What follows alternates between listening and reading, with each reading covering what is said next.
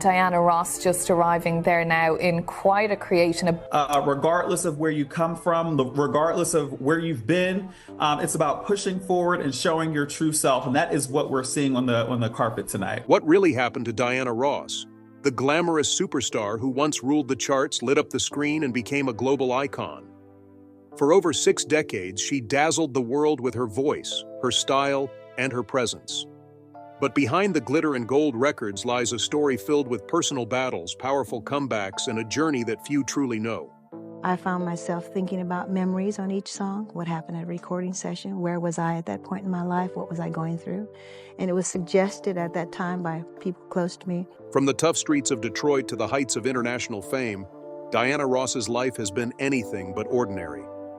How did she transform from a teenage dreamer into the face of Motown? What cost did fame demand from her along the way? And where is she now at 80 years old? This is not just a look back at a legendary career. This is the untold story of one of music's most iconic figures. A story of ambition, love, reinvention, and legacy. Whether you're a lifelong fan or just discovering her for the first time, what you're about to hear will surprise you. Stay with us because Diana Ross's story is far more than what the headlines ever revealed. Diana Ross, born on March 26, 1944 in Detroit, Michigan, would grow up to become one of the most recognizable names in music history. But long before she stood on stages around the world, she was simply the second of 6 children born to Fred Ross Sr. and Ernestine Moten. Her upbringing was rooted in a close-knit Baptist family, and her early years were shaped by the dynamic energy of Detroit's North End, a predominantly African-American community not far from Highland Park. The Ross family lived at 635 Belmont Street, and among their neighbors was none other than Smokey Robinson, who would later become a key figure in Diana's musical journey. Despite what her name would eventually become known as, her mother originally intended to call her Diane. However, a clerical error on her birth certificate meant she was officially recorded as Diana, a name she later embraced, although those closest to her continued calling her Diane during her younger years. When Diana was just 7 years old, her life took an unexpected turn. Her mother contracted tuberculosis, a serious illness at the time, which left her hospitalized for a lengthy recovery. To ensure the children were cared for, Diana and her siblings were sent to live with their maternal grandparents in Bessemer, Alabama. Her grandfather, Reverend William Moten, was the pastor of Bessemer Baptist Church, and the time spent there was said to be strict but nurturing. Eventually, the children returned to Detroit once their mother recovered. In 1958, on Diana's 14th birthday, the family relocated to the Brewster Douglas housing projects. These projects, though considered low-income housing, had a strong sense of community and were home to many African-American families striving to make better lives for themselves. Living there provided Diana with a deeper understanding of both resilience and creativity. She began attending Cass Technical High School, a well-known magnet school in downtown Detroit that specialized in both academic and vocational education. The school was prestigious, competitive, and notably diverse in the subjects it offered.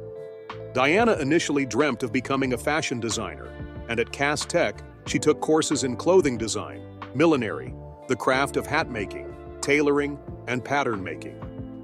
In addition to her daytime studies, she attended modeling and cosmetology classes during evenings and weekends. It was around this time that Smokey Robinson helped her again, this time financially, providing funds so she could afford to attend those extracurricular lessons. His support not only showed the depth of their long-standing friendship, but also reflected a community of artists lifting each other up before fame came into play. While still a teenager, Diana took on her first job as a busgirl at Hudson's, a major department store in downtown Detroit. This was significant because she was the first African-American girl to be hired for the position there. At a time when job opportunities were not always easily available for Black women, this was a notable milestone. Alongside her work at Hudson's, Diana also earned money by styling hair for neighbors, a skill she had developed through her cosmetology training and natural eye for fashion. Her formal schooling concluded in January 1962, when she graduated from Cass Tech. Though her original ambitions pointed towards fashion, her path would soon veer sharply into music. In fact, her introduction to the industry had already begun several years earlier. At just 15 years old in 1958, Diana joined a singing group called the Primettes. This group would later evolve into the Supremes, but back then, they were simply 4 teenage girls with big dreams. The group was formed as the sister act to the Primes, a male vocal group that included Paul Williams and Eddie Kendricks, who would later go on to become members of the Temptations. Paul Williams, impressed by Diana's voice, introduced her to their manager Milton Jenkins, who agreed to mentor the group. The original lineup included Diana Ross, Florence Ballard, Mary Wilson, and Betty McGlown, who was dating Paul Williams at the time. The Primettes practiced endlessly and began performing at school functions, church events, and local talent competitions. Their determination paid off when they won a talent contest in Windsor, Ontario, which helped them gain more visibility in the local music scene. As their reputation grew, Diana and the group were eager to audition for Motown Records. Diana approached her former neighbor, Smokey Robinson, who by that time was a successful artist and a key figure at Motown. He agreed to help, but only after the Primettes allowed the Miracles, his group, to use their guitarist, Marv Tarplin, for an upcoming tour. The exchange proved mutually beneficial. Tarplin went on to become a key musical contributor to the Miracles, and the Primettes got their chance to audition for Motown. During their audition, Diana performed the song "There Goes My Baby," and Motown founder Berry Gordy reportedly took notice immediately. Although impressed, Gordy advised the group to complete high school before pursuing a professional music career full-time. Despite the advice, the girls remained involved with Motown, volunteering their time at Hitsville, USA, Motown's headquarters, by providing background vocals and hand claps on various recordings. In 1960, they recorded 2 tracks for Lupine Records, and Diana took on various behind-the-scenes responsibilities.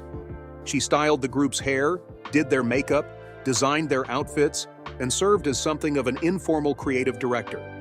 When Betty McGlown left the group, she was replaced by Barbara Martin, and soon after, the group was given a real shot at success under Motown's guidance. It was Florence Ballard who came up with the name The Supremes, when Berry Gordy suggested they needed something more commercially appealing. Although Diana reportedly wasn't fond of the name at first, worried it might sound like a male group, Gordy went ahead with it. The Supremes were officially signed to Motown on January 15, 1961. By 1962, Barbara Martin had left, leaving the group as a trio with Ross, Ballard, and Wilson. The trio dynamic allowed their voices to blend in a way that resonated with both producers and the growing fan base. In these early years, success wasn't immediate. Their first few singles saw only modest local airplay, but they persisted, recording song after song and steadily refining their image. Following the breakout success of Where Did Our Love Go in 1964, Diana Ross and the Supremes quickly rose to become one of Motown's most commercially successful groups. Their polished sound, glamorous look, and crossover appeal made them stand out in a crowded music scene. Within just a few years, they racked up a string of #1 hits, including Baby Love, Stop, In the Name of Love, and You Can't Hurry Love. These songs didn't just top charts, they became cultural touchstones, helping the Supremes rival even the Beatles in popularity during the mid-60s. Behind the scenes, however, changes were taking place. Diana Ross was becoming increasingly central to the group's public identity. Her voice, style, and stage presence were seen as key ingredients to their success. Motown head Berry Gordy began positioning her as the face of the group, a decision that caused tension among members, particularly Florence Ballard. Internal friction within the Supremes was often fueled by the growing spotlight on Diana and Gordy's increasing involvement in her career. Berry Gordy's relationship with Diana was not purely professional. The two began a romantic relationship in the late 1960s, which lasted several years. Though they kept their relationship relatively private at first, it was widely known within the Motown circle. Gordy had a significant influence on Ross's career trajectory. He believed in her potential as a solo star and took steps to prepare her for that transition, including giving her more lead vocals and featuring her more prominently in promotional materials. In 1967, Florence Ballard was replaced by Cindy Birdsong, and the group was officially renamed Diana Ross and the Supremes. This move confirmed what had already been happening behind the scenes. Ross was now the focal point. The group continued to enjoy success, but by this point Motown was gearing up for Diana Ross's solo debut. In November 1969, Motown officially announced that Ross would be leaving the Supremes. Her final performance with the group took place on January 14, 1970, at the Frontier Hotel in Las Vegas. That night, she introduced her replacement, Jean Terrell, to the audience and symbolically passed the torch. It marked the end of an era and the beginning of a bold new chapter.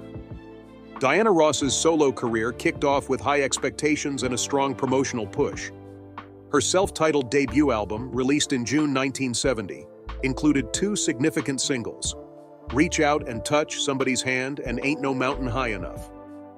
The latter became her first #1 hit as a solo artist in the United States and firmly established her outside the framework of the Supremes. That same year, Ross also began expanding her presence in television. In 1971, she starred in her own network television special, simply titled Diana. The special featured performances by the Jackson 5 and highlighted Ross's ability to command the screen just as effectively as the stage. Her charisma and poise helped her transition smoothly into the world of entertainment beyond music. At the same time, her personal life was changing. In August 1971, Diana gave birth to her first child, Rhonda Ross.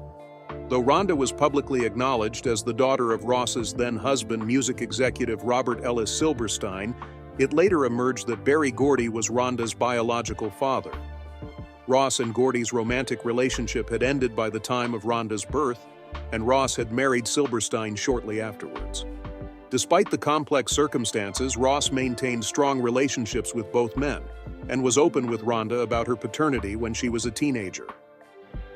Ross went on to have two more daughters with Silberstein, Tracy Ellis Ross, born in 1972, who would later become a well-known actress and star of the TV series Blackish, and Chudney Ross, born in 1975.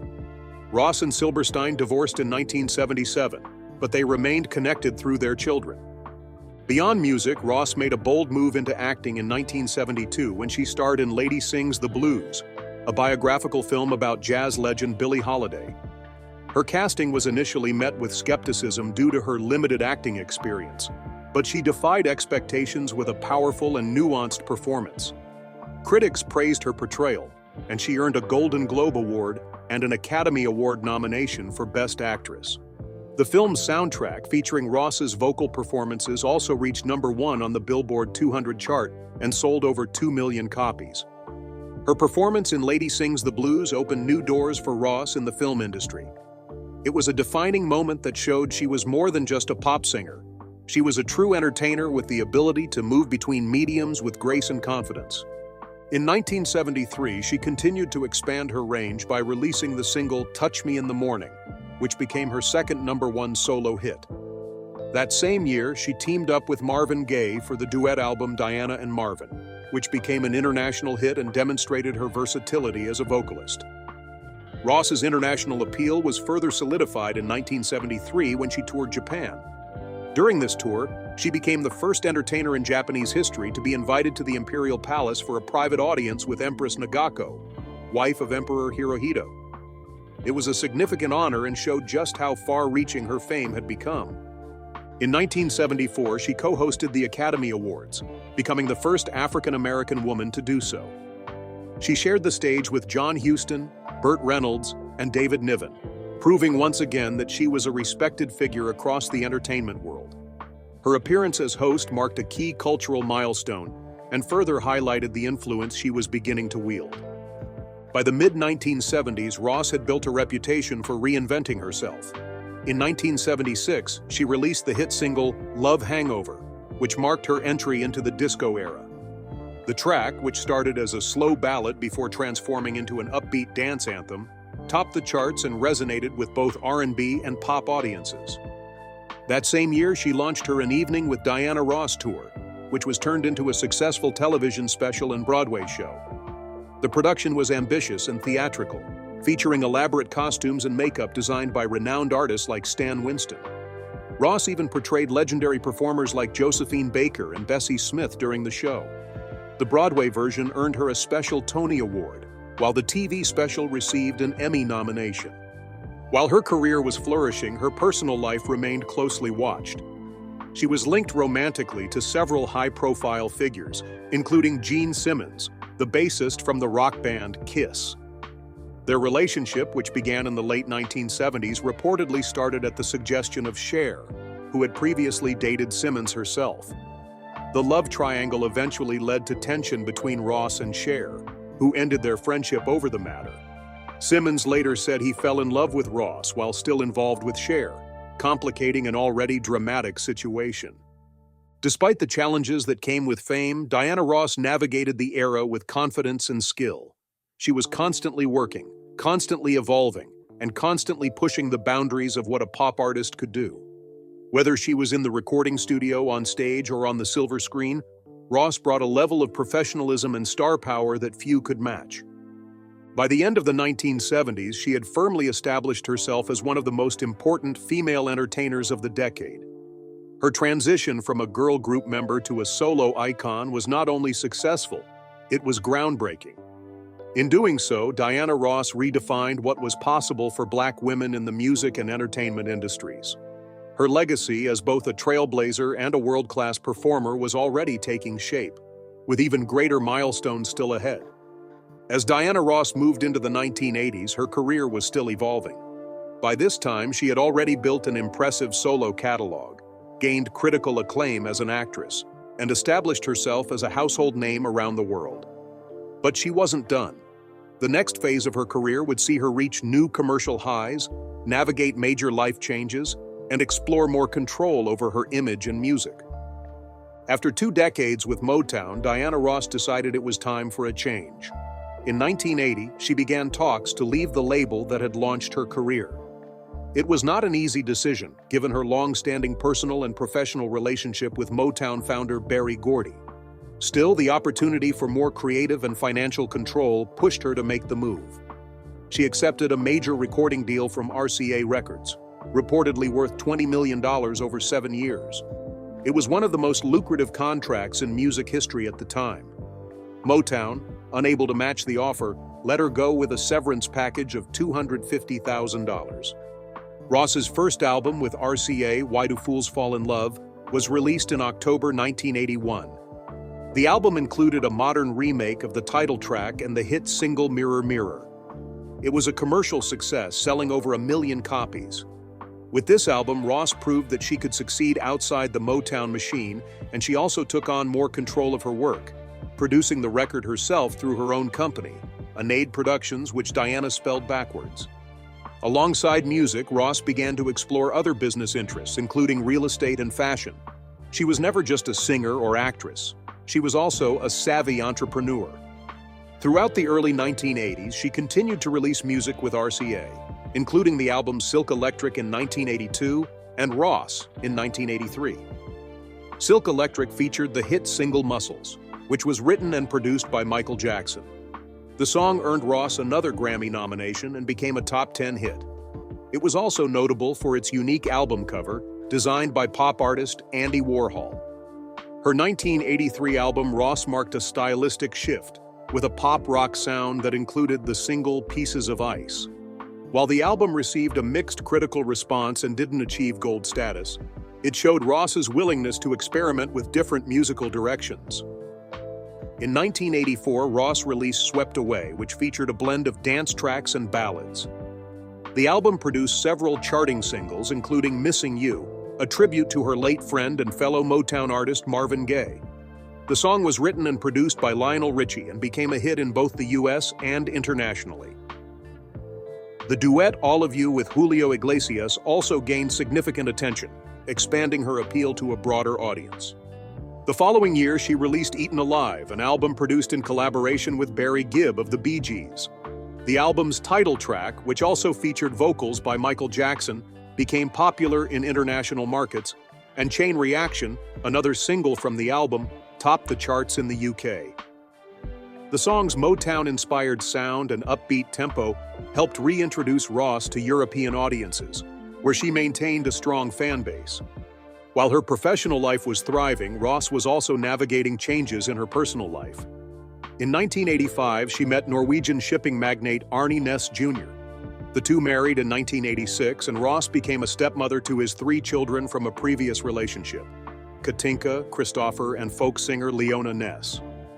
Together, Ross and Ness had 2 sons: Ross Arne, born in 1987, and Evan Olav, born in 1988. Despite their eventual divorce in 2000, Ross described Arne Ness Jr. as the love of her life. Even after their separation, she remained close to her stepchildren and maintained strong ties with the extended family. Their marriage came to an end after reports surfaced that Ness had fathered a child with another woman. Despite this, Ross continued to speak highly of him and valued the family they had built together. Tragically, Ness died in a mountain climbing accident in South Africa in 2004. Ross later described the loss as deeply personal and mourned him as both a life partner and friend. In the midst of her family life, Ross stayed active professionally. In 1985, she joined a group of major artists for the recording of We Are the World, the charity single organized by USA for Africa. The song was aimed at raising funds for famine relief in Ethiopia and became a worldwide hit, selling over 20 million copies. Ross's participation placed her alongside other icons like Michael Jackson, Lionel Richie, and Stevie Wonder, reflecting her continued relevance in the music industry. Ross also maintained a strong presence on television. She hosted the American Music Awards in 1986 and again in 1987. These appearances showed her versatility as a performer and host, blending glamour with a confident stage presence that few could match.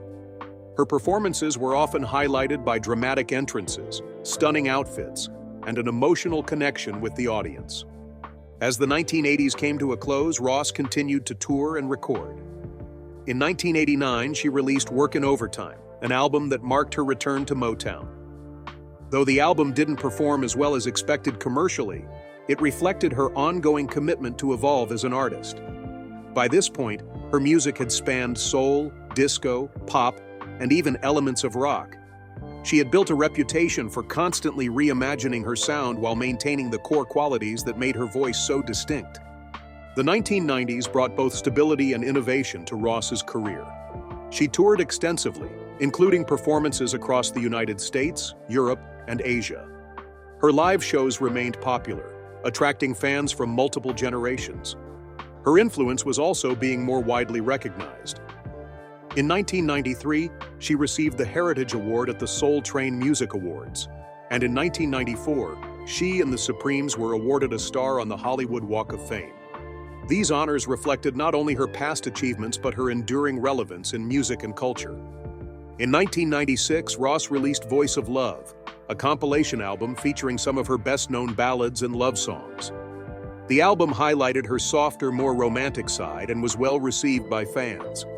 She also returned to the stage in more intimate settings, including jazz festivals and unplugged performances. These shows allowed her to connect with audiences on a more personal level and showcased her skills as a live performer beyond the big production tours. Throughout this period, she balanced her time between work and her growing family. Her children began pursuing their own creative paths, with Tracee Ellis Ross emerging as an actress and Evan Ross stepping into the music and film industries. Diana remained a guiding figure in their lives, offering support while allowing them to find their own identities. Though no longer dominating the charts as she once had, Ross's career in the 1980s and 1990s reflected remarkable longevity and adaptability. She was no longer just a star, she was an institution. Whether in a concert hall, on screen, or in the studio, she brought decades of experience and a unique sense of artistry to everything she did. The ability to reinvent herself without losing her core identity is what kept Diana Ross in the public eye across so many years. During this period, she not only maintained a career in the spotlight, but built a lasting legacy that influenced a generation of musicians, performers, and entertainers. Her work ethic, professionalism, and poise helped her navigate the changing landscape of the music industry while continuing to captivate audiences worldwide. As the new millennium began, Diana Ross was no longer at the peak of commercial pop charts, but her influence and visibility in music and entertainment remained strong. In fact, the 2000s and 2010 became an era where Ross was increasingly recognized not only as a performer, but as a pioneer and cultural icon whose legacy continued to evolve. In May 2004, Ross made a notable appearance alongside her daughter Tracee Ellis Ross on the cover of Essence magazine, celebrating the publication's 50th anniversary. The image of mother and daughter, both successful in their own right, was a symbolic passing of the torch and a celebration of generational achievement. It marked a shift in Ross's public image from not just a music legend, but also a matriarch of a talented and creative family. Later that year, in December 2004, Ross paid tribute to longtime friend and fellow Motown star Stevie Wonder during the Billboard Music Awards, performing as part of the celebration for his Century Award honor. Just a month later, in January 2005, Ross participated in the Tsunami Aid, a Concert of Hope telethon, which raised funds for those affected by the devastating 2004 Indian Ocean earthquake and tsunami. Her participation highlighted her ongoing commitment to humanitarian causes and charitable efforts, which had been a thread throughout her career. In the same year, she launched a collaboration with MAC Cosmetics, unveiling the MAC Icon Makeup Collection as part of the brand's tribute to influential figures in beauty and fashion. The partnership underscored Ross's lasting influence in style and aesthetics, particularly her iconic look, which had helped define glamour for generations of fans.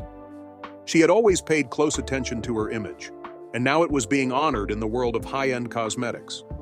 Ross also continued to appear in new musical collaborations. In 2005, she recorded a duet with Rod Stewart for his album Thanks for the Memory, The Great American Songbook, Volume 4, performing a rendition of I've Got a Crush on You. While the single wasn't a massive chart hit, it was well received in the adult contemporary market and served as a reminder of Ross's vocal agility across genres. That same year, she collaborated with Westlife on a re-recording of her 1991 hit, When You Tell Me That You Love Me, which reached #2 on the UK singles chart and #1 in Ireland. These collaborations allowed Ross to connect with a younger generation while reminding older fans of her enduring talent. Her reputation as a cultural icon continued to grow, and in 2005 she was among the select group of African-American women celebrated during Oprah Winfrey's Legends Ball. The weekend-long event honored 25 women in arts, entertainment, and civil rights. Ross stood alongside names such as Maya Angelou, Aretha Franklin, Coretta Scott King, and Tina Turner, and the event was later broadcast on television, helping to cement her status among the most respected and influential women of the 20th century. In March 2006, Ross's televised Central Park concert series, For One and For All, won the TV Land Awards Viewers' Choice Award for television's greatest music moment. The honor reflected not just nostalgia for her legendary performances, but the ongoing emotional connection many audiences felt with her work. That same year, Motown and Universal released her long-shelved jazz album Blue, which had been recorded in 1972. It peaked at #2 on Billboard's Top Jazz Albums chart, indicating that interest in her catalog remained high across musical genres. In October 2006, Ross released her first studio album in several years, I Love You. It featured covers of love songs and a few original tracks, including a re-recording of I Want You. Though not a major commercial hit, the album charted well and prompted a world tour, showing that her name alone could still fill venues. She continued to perform live to sold-out audiences, and her stage presence remained magnetic, regardless of changing musical trends. In 2007, Ross was honored with the BET Lifetime Achievement Award and received further accolades at the Kennedy Center Honors. These prestigious awards underscored the breadth of her influence, not only in music but in American cultural history. The following year, in 2008, she performed at the opening of the US Open tennis tournament in honor of tennis legend Billie Jean King, again reinforcing the intersection of her career with wider cultural and social moments. Later in 2008, Ross was invited to headline the Nobel Peace Prize concert in Oslo, Norway. Performing in front of a global audience, her set included a range of classic hits and was met with widespread acclaim. The concert positioned her as not only a performer but a symbol of longevity, dignity, and artistry on the world stage. In 2009, she continued to tour internationally and performed at the Symfonica in Rosso concert series in the Netherlands. The shows, held at the Gelredome Stadium, were another reminder that Diana Ross's appeal remained global.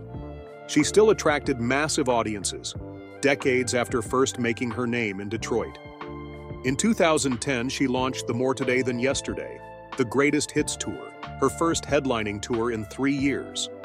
The performances were emotional, powerful, and well-received across the United States. Ross dedicated the tour to her late friend Michael Jackson, and her renditions of songs like Reach Out and Touch, Somebody's Hand, took on a renewed meaning in the wake of his passing. The same year, she was inducted into the Michigan Rock and Roll Legends Hall of Fame, a local recognition of her roots and contribution to music. In February 2012, Ross was awarded a Grammy Lifetime Achievement Award. Despite decades of hits, she had never won a competitive Grammy during her career. The Lifetime Achievement recognition was a moment of overdue respect, and she took part in the ceremony by announcing the Album of the Year nominees. Later that year, a DVD of her For One and For All Central Park concerts was released, preserving the memory of that iconic performance for new generations. In December 2012, she performed at the Christmas in Washington concert at the White House, hosted by then-President Barack Obama and the First Lady. It was a fitting stage for Ross, whose legacy had long transcended music and touched on national cultural identity. The event was broadcast on TNT, bringing her performance to a wide television audience. She kept touring throughout 2013 and 2014, with stops in South America, the US, and Canada. In July 2014, she received the Ella Fitzgerald Award at the Montreal International Jazz Festival, recognizing her contributions to jazz and her continued influence on contemporary vocals. In 2015, Ross presented the Dick Clark Award for Excellence to Taylor Swift at the American Music Awards, offering a public moment of mentorship between generations of artists. She also joined her son Evan Ross in the music video for his single How to Live Alone, further blending family with her ongoing work. Later that year, she launched a mini residency at the Venetian in Las Vegas, titled The Essential Diana Ross, Some Memories Never Fade. The shows combined intimate storytelling with some of her greatest hits, providing a deeply personal experience for audiences. In November 2015, Motown and Universal released Diana Ross Sings Songs from the Wiz, a previously unreleased 1978 album that revisited her work in the musical adaptation of The Wizard of Oz. In 2016, Ross resumed her In the Name of Love tour and was awarded the Presidential Medal of Freedom by President Obama. The ceremony, held at the White House, honored individuals who had made significant contributions to the cultural fabric of the United States. Ross stood proudly alongside other luminaries from various fields, receiving the highest civilian award in the nation. Diana Ross's influence has never been limited to her music alone. Even after decades in the spotlight, she remains a symbol of perseverance, style, and excellence in entertainment.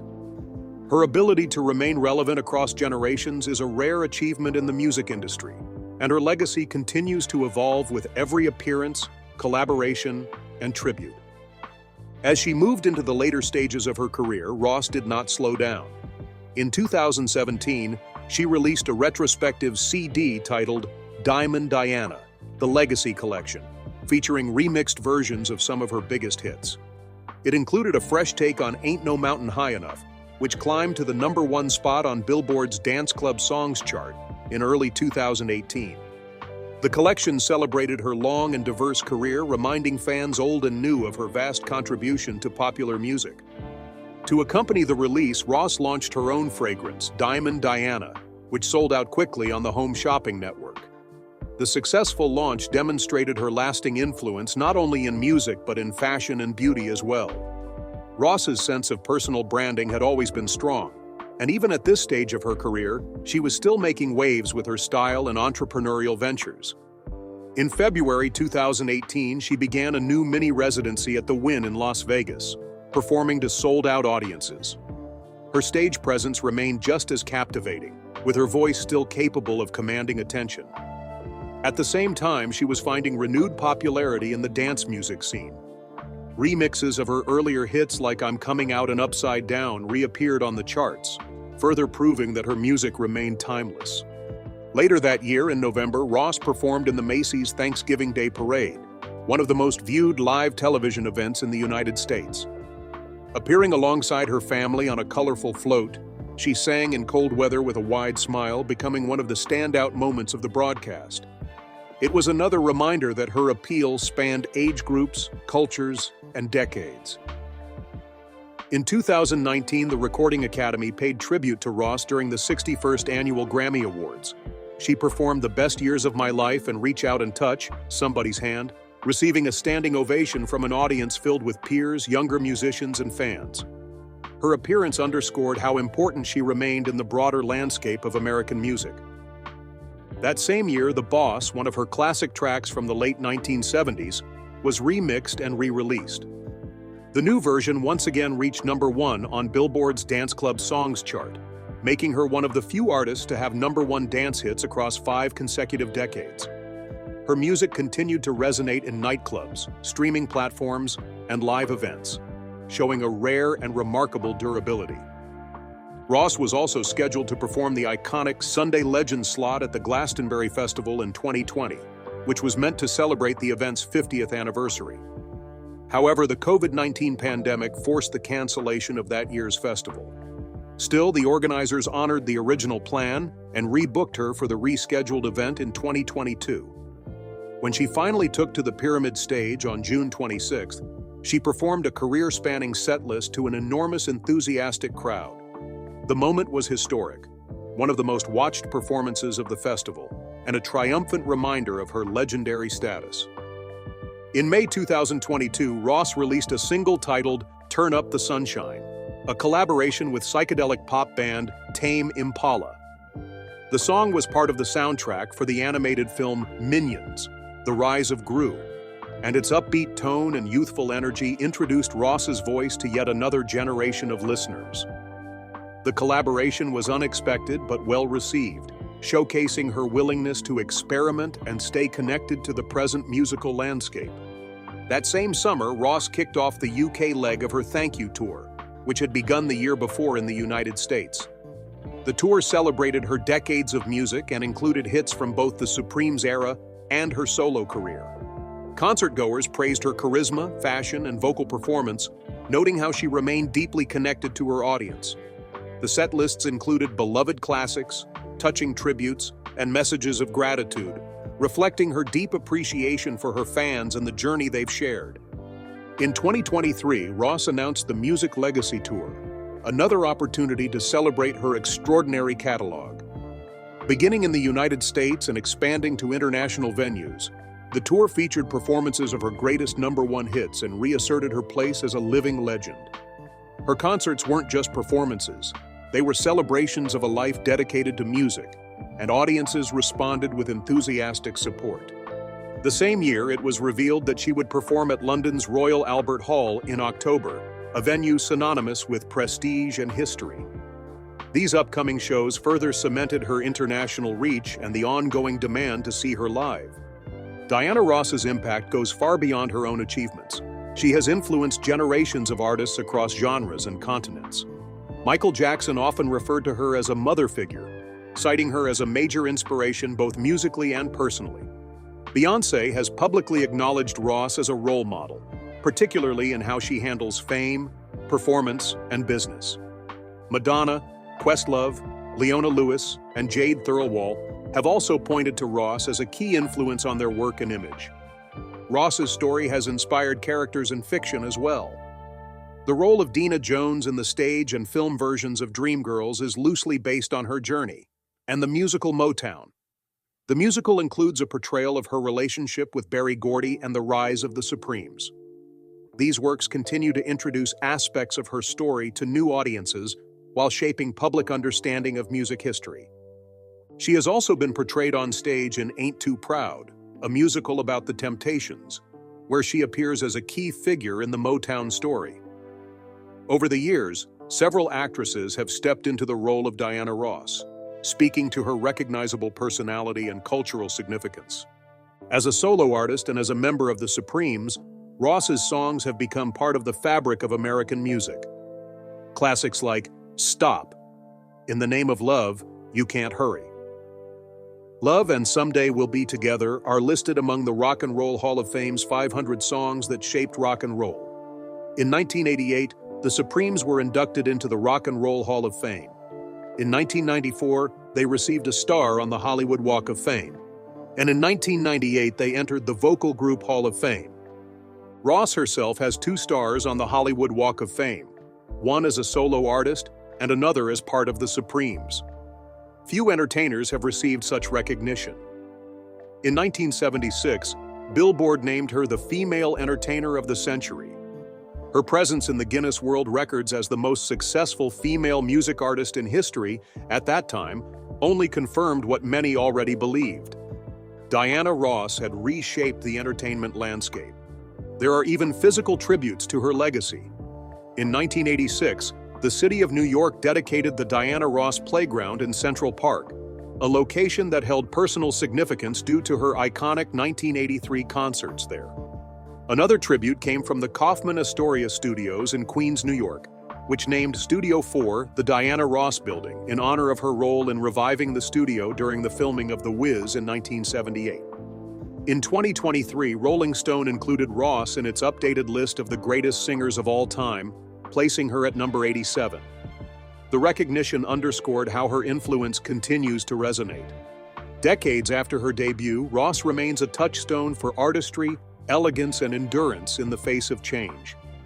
Diana Ross's story is more than just a tale of success in music. It is a story of resilience, reinvention, and relentless commitment to her craft. She opened doors for Black women in entertainment, challenged stereotypes, and built a global career rooted in authenticity and excellence. Even now, with over 60 years in the spotlight, she continues to inspire audiences, artists, and fans around the world.